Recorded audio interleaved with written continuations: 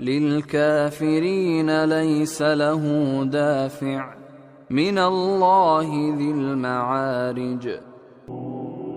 রাসূল সাল্লাল্লাহু আলাইহি ওয়াসাল্লাম সাহাবায়ে কেরামদেরকে এমন কিছু কিছু টিপস শিখিয়ে দিয়েছেন এবং বলে দিয়েছেন যে এই সমস্ত টিপস উপর আমল করতে পারলে ইনশাআল্লাহ পড়া মুখস্থ হবে। তো সর্বপ্রথম সাহাবায়ে কেরামগণ যে কাজটি করতেন, যখন তারা কোনো কিছু মুখস্থ করতেন তখন সর্বপ্রথম ওনারা বিসমিল্লাহির রহমানির রহিম পড়তেন। দ্বিতীয়ত রাসূলুল্লাহ সাল্লাল্লাহু আলাইহি ওয়াসাল্লাম সাহাবায়ে কেরামদেরকে এমন একটি দোয়া শিখিয়ে দিয়েছেন পড়া মুখস্থ রাখার জন্য এবং স্মৃতিশক্তি বৃদ্ধির জন্য এবং ইলমে বরকতের জন্য একটি দোয়া শিখিয়ে দিয়েছেন। দোয়াটি হচ্ছে আল্লাহুম্মা আনফা'নি বিমা আল্লামতানি ওয়া আল্লিমনি বিমা ইয়ানফাউনি ওয়া জিদনি ইলমা। দোয়াটি আমি আবার রিপিট করছি, আল্লাহুম্মা আনফা'নি বিমা আল্লামতানি ওয়া আল্লিমনি বিমা ইয়ানফাউনি ওয়া জিদনি ইলমা। এই দোয়াটি পড়লে অবশ্যই ইনশাআল্লাহ পড়া দ্রুত মুখস্থ হবে এবং পড়া মুখস্থ থাকবে।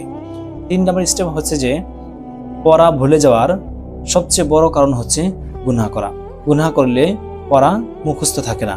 তো গুনাহ থেকে মুক্ত থাকা এবং বেশি বেশি আস্তাগফিরুল্লাহ রাব্বি মিন কুল্লি যামবি ওয়া আতুবু ইলাইহি, এই দোয়াটি বেশি বেশি পড়া।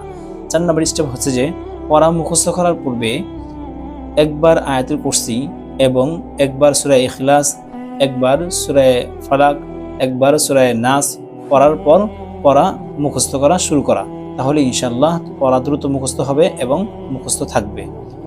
5 নম্বর স্টেপ হচ্ছে যে উলামায়ে কেরামগণ এবং মুহাদ্দিসিনে কেরামগণ এবং মুফতিয়ানে কেরামগণ সবাই ঐক্যমত যে এই দোয়াটি পড়লে অবশ্যই পড়া মুখস্থ হবে, রব্বি জিদনি ইলমা।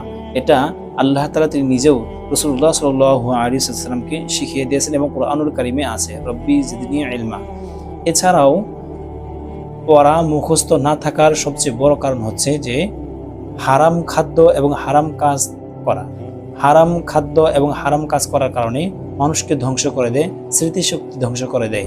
এজন্যই হারাম খাদ্য এবং হারাম কাজ থেকে দূরে থাকা, যথাসম্ভব সর্বদাই উযু সহকারে থাকা। উযু সহকারে থাকলে ইনশাআল্লাহ রিজিকেও বরকত হয় এবং জেহেনেও বরকত হয়, সব দিক দিয়ে বরকত হয়। গুনাহ থেকে এবং শয়তান থেকেও বেঁচে থাকা যায়। যথাসাধ্য ইনশাআল্লাহ সর্বদাই উযুর সাথে থাকা।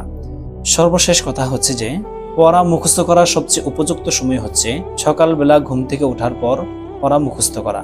সকাল সকাল পড়া মুখস্থ করলে পড়া দ্রুত মুখস্থ হয়ে যায় এবং মুখস্থ থাকে, কারণ সকালবেলায় জেহেন তরতাজা এবং সতেজ থাকে। যদি ভিডিওটি ভালো লাগে তাহলে আপনি কমেন্ট ও শেয়ার ও সাবস্ক্রাইব করে অন্য ভাইয়ের কাছে শেয়ার করে দিবেন, যাতে আপনার এই ভিডিওটি অন্যের উপকারে আসে এবং সদকায়ে জারিয়া হবে আপনার।